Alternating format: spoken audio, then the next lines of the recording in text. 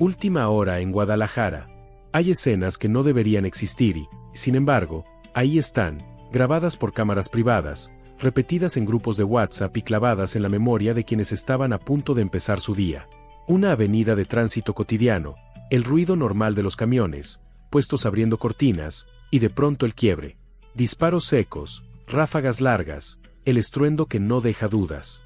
No fue un susto, no fue un asalto, fue una ejecución. 10 minutos que parecieron eternos y un protagonista imposible. Una Lamborghini de lujo, valuada en más de 9 millones de pesos, reventada a tiros en plena calle de Guadalajara. Y la pregunta que cayó como plomo desde el primer segundo fue una sola. ¿A quién iban a matar con tanta precisión? Eran las 9 de la mañana, con algunos minutos, cuando los primeros reportes empezaron a circular. No venían de patrullas ni de comunicados oficiales, venían de la gente. Balazos por la zona industrial. Está pasando algo pesado por Lázaro Cárdenas. Hay un Lamborghini rafagueado. Si tú también has visto cómo una noticia nace primero en el celular antes que en la televisión, dime en los comentarios si te pasa lo mismo, porque así empezó todo. En cuestión de segundos, los videos comenzaron a llegar. Se escuchaban armas largas, impactos contra metal, cristales explotando. No había gritos de robo, no había forcejeos. Había fuego dirigido. La escena se ubicó rápido, un cruce cercano a bodegas y avenidas amplias, un punto donde el tráfico suele fluir, donde nadie espera un enfrentamiento. Testigos hablaron de al menos 2 camionetas que cerraron el paso. Una negra, otra blanca. Vidrios polarizados, motores encendidos, puertas que se abren casi al mismo tiempo. No hubo advertencia. Las ráfagas fueron directas hacia un solo vehículo, la Lamborghini color oscuro, blindada, placas del estado de Jalisco. Los disparos no se dispersaron, se concentraron. Parabrisas, puertas, cofre, como si cada tirador supiera exactamente dónde apuntar.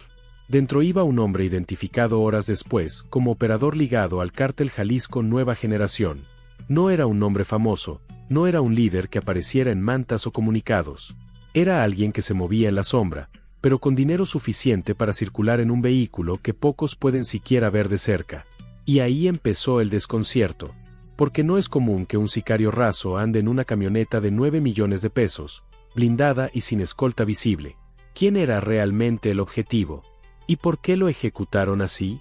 La balacera duró más de 10 minutos. 10 minutos completos, sin una sola patrulla visible. Si tú también te preguntaste dónde estaban las autoridades durante todo ese tiempo, dale like al video, porque esa duda la compartieron muchos. Los autos civiles quedaron atrapados. Algunos conductores se bajaron corriendo, otros se tiraron al piso. Una madre cubría a su hijo detrás de un poste. El sonido de los disparos rebotaba en las fachadas como si la ciudad amplificara la violencia. Cuando el último disparo se escuchó, hubo un silencio raro, pesado. Las camionetas agresoras se retiraron con calma, sin persecución inmediata. La Lamborghini quedó inmóvil. Impactos por todos lados. El blindaje resistió algunos segundos más de lo que habría resistido un vehículo común, pero no fue suficiente. El conductor estaba muerto. El interior manchado de sangre, el celular encendido sobre el asiento, vibrando con mensajes que nunca se responderían. A los pocos minutos, llegaron los primeros curiosos, luego las sirenas, después el acordonamiento. Pero el mensaje ya estaba dado. En redes sociales empezó a circular un dato que encendió las alarmas. El vehículo pertenecía a un operador financiero del CJNG, no a un sicario, no a un halcón, a alguien que movía dinero. Y eso cambia todo, porque cuando se mata a quien dispara, se manda un mensaje local. Cuando se mata a quien administra, el mensaje es interno, profundo, casi quirúrgico. ¿Traición? ¿Ajuste interno? ¿O un golpe de un grupo rival que quiso demostrar poder? Las primeras versiones hablaban de una purga, de un operador que ya no era confiable, de movimientos extraños detectados en semanas recientes.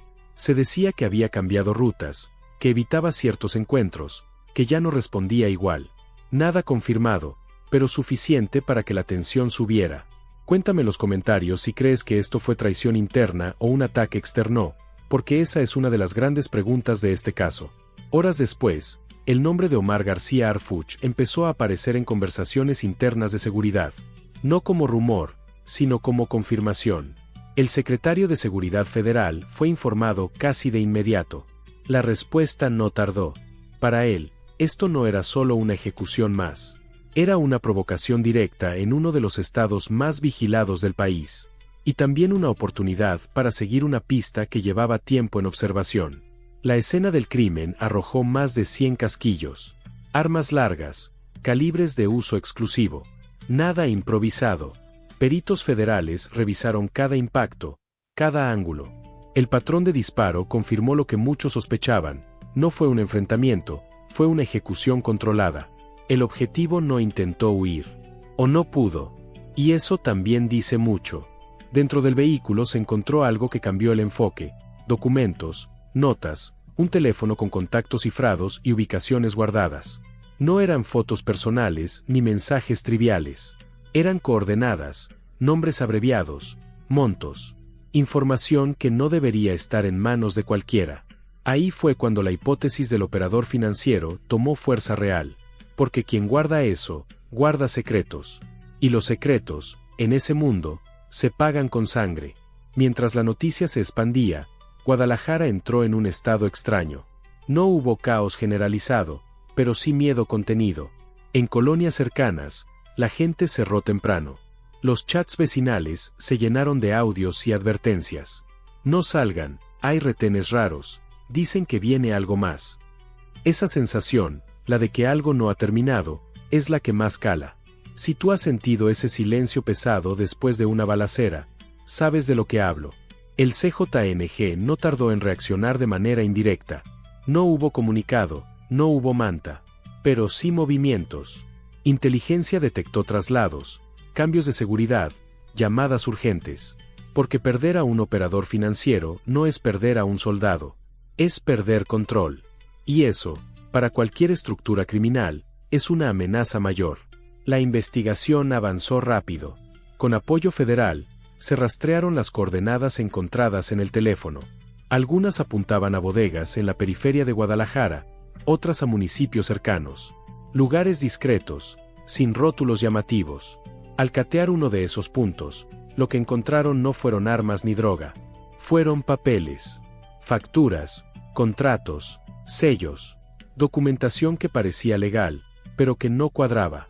Empresas fachada, movimientos millonarios, servicios que nunca se prestaron. Ahí apareció el verdadero rostro del caso. No se trataba solo de narcos disparando. Se trataba de dinero entrando al sistema formal. Licitaciones, contratos municipales, pagos fraccionados. Un entramado silencioso que funciona mejor que cualquier convoy armado. Y el hombre dentro de la Lamborghini parecía ser una pieza clave. Tal vez no el cerebro, pero sí un engrane necesario. Harfuch activó un protocolo especial. No solo patrullas, no solo retenes. Inteligencia financiera, fiscal, tecnológica. La orden fue clara: seguir el dinero. Porque las balas ya hicieron su parte, ahora tocaba desarmar la estructura que las financia. Si te interesa que sigamos destapando cómo operan estas redes más allá de los tiros, comparte este video con alguien que necesite entenderlo. Con el paso de las horas, se supo que el ataque no fue improvisado. Los agresores sabían la ruta, el horario, el vehículo exacto. Sabían que ese día estaría ahí. Eso reduce las posibilidades. Alguien filtró información. Alguien cercano. Y en ese mundo, filtrar es firmar una sentencia. Guadalajara amaneció al día siguiente con la imagen de la Lamborghini destrozada en todos los medios. No por el lujo, sino por lo que simboliza. La normalización de la violencia mezclada con dinero. Un mensaje brutal: nadie está a salvo, ni siquiera quien se mueve en blindado. Y mientras algunos se sorprendían, otros asentían con resignación. Era cuestión de tiempo. La tensión se trasladó a otros municipios. Zapopan, Tlajomulco, Tlaquepaque. Presencia federal reforzada. Drones, patrullajes, cateos discretos. Nada espectacular, pero constante, porque el objetivo ya no era solo encontrar a los tiradores. Era entender por qué lo mataron, y a quién beneficia su muerte. En el círculo cercano del operador comenzaron las filtraciones. Que estaba pensando cambiar de grupo. Que tenía información comprometida. Que ya no se sentía seguro. Nada confirmado oficialmente, pero suficiente para armar el rompecabezas. En este punto, la ejecución ya no se veía como un acto de fuerza, sino como un corte preventivo. Eliminar a quien sabe demasiado antes de que hable. El caso escaló a nivel nacional. No por la violencia, sino por el trasfondo financiero. Porque cuando se mezcla crimen organizado con facturación, contratos y gobierno, la línea se vuelve peligrosa. Y ahí es donde la presión aumenta. Nadie quiere que se destape una red así. Pero alguien ya jaló el hilo. Si tú llegaste hasta aquí, cuéntame en los comentarios qué es lo que más te sorprendió de este caso, porque todavía hay piezas que no encajan del todo. La investigación sigue abierta. Hay nombres que no se han hecho públicos, documentos bajo resguardo, y un silencio oficial que dice más de lo que aparenta. El cierre de este episodio no llegó con una detención inmediata. Llegó con una certeza incómoda: la violencia ya no solo se mide en balas, sino en papeles, en firmas, en cuentas bancarias. Y mientras eso no cambie, las Lamborghinis blindadas seguirán siendo ataúdes de lujo. Y entonces empezó la parte que casi nunca se ve en los videos virales, porque no hace tanto ruido como las ráfagas, pero define el desenlace: la cacería silenciosa de los datos. Mientras la avenida seguía acordonada y los peritos levantaban casquillos uno por uno, en otra sala, lejos del asfalto, se abrió el teléfono del operador y se armó un mapa de relaciones que no cabía en una sola pantalla. No era quien conocía a quién en el sentido social, era quien pagaba a quién le debía a quién le compraba paz a quién. Las primeras horas fueron de contención. La consigna era evitar un efecto dominó. Porque cuando cae un operador financiero, lo siguiente suele ser la paranoia interna, y la paranoia interna se traduce en ajustes, movimientos, reacomodos. Y esos reacomodos, si ocurren en una ciudad como Guadalajara, pueden salpicar colonias completas. Por eso la presencia federal no se anunció con estridencia, pero se sintió. En ciertos accesos apareció vigilancia reforzada, y en algunos puntos estratégicos hubo revisiones que no se veían desde hacía meses. La gente lo notó. El taxista que se estacionó tantito más lejos, el comerciante que cerró temprano, la señora que prefirió no llevar a los niños a la tienda. En el centro de la investigación, el celular no era solo un objeto, era un archivo vivo. Los analistas encontraron patrones, contactos guardados con nombres incompletos, números sin foto, apodos genéricos, y sobre todo, mensajes que hablaban con el lenguaje frío del dinero. No nos vemos o pásame esto, sino entrega, cierra, ajusta, no muevas, ya quedó. A veces una sola palabra te dice más que un párrafo entero, porque en esos entornos nadie escribe de más. Las coordenadas que aparecían guardadas no eran aleatorias. Algunas apuntaban a bodegas con razón social limpia, de esas que a simple vista parecen negocio común, logística, consultoría, servicios generales, puertas metálicas sin letreros, cámaras discretas, una oficina con 2 escritorios y un café a medio tomar. Pero cuando cruzaron esa información con registros fiscales, surgieron coincidencias raras, domicilios compartidos por varias empresas, socios repetidos con nombres distintos, números de teléfono usados en más de un registro. Demasiadas coincidencias para ser casualidad. Ahí la investigación tomó una forma distinta. Ya no era buscar a los tiradores, era entender qué papel jugaba el hombre que iba dentro de la Lamborghini. Porque si lo ejecutaron con esa precisión, es porque su vida valía más que su presencia física. Valía por lo que sabía. Y cuando alguien sabe de facturación, de contratos, de rutas de dinero, esa persona se vuelve peligrosa incluso para su propia gente. En ese punto, la pregunta dejó de ser quién lo mató, y se convirtió en quien tenía más prisa por callarlo. En paralelo, la Fiscalía Estatal empezó a reconstruir el minuto a minuto con cámaras privadas. Y aunque los videos que circularon en redes eran fragmentos, el material completo mostraba algo inquietante: los agresores no actuaron con desesperación. Hubo tiempos medidos. Hubo posiciones. Hubo cobertura. En un momento se vio a uno de ellos asomarse, mirar alrededor como quien confirma que el plan va conforme a lo previsto, y volver a disparar sin perder el control. Eso, para los peritos, es señal de entrenamiento o experiencia acumulada. No era un grupo improvisado. La ruta de escape también estaba prevista. Un desvío hacia avenidas de flujo rápido, con puntos donde un vehículo puede perderse entre el tránsito o cambiar de rumbo sin llamar la atención. Y ahí apareció una coincidencia que se comentaba en voz baja: durante esos minutos, no hubo patrulla cerca. No es que no existan patrullas en Guadalajara. Es que justo ahí, justo en ese lapso, no estaban. Esa ausencia se convirtió en un tema incómodo, porque no siempre se puede explicar como mala suerte. Al mismo tiempo, en el mercado de abastos y en zonas donde se mueve efectivo todos los días, empezó el otro ruido, el rumor. No el rumor de redes, sino el rumor de calle, el que viaja entre bodegas, entre cargadores, entre gente que sabe más de lo que dice. Algunos afirmaban que el operador había estado nervioso semanas antes, que había cambiado de teléfonos, que había pedido a alguien borrar cosas. Otros decían lo contrario, que andaba confiado, que por eso lo alcanzaron. Las versiones se contradecían, pero todas coincidían en algo: no era un desconocido para quienes mueven dinero. Si tú alguna vez has visto cómo un barrio se llena de dicen que después de un hecho así, sabes que a veces el dicen que es la primera pista.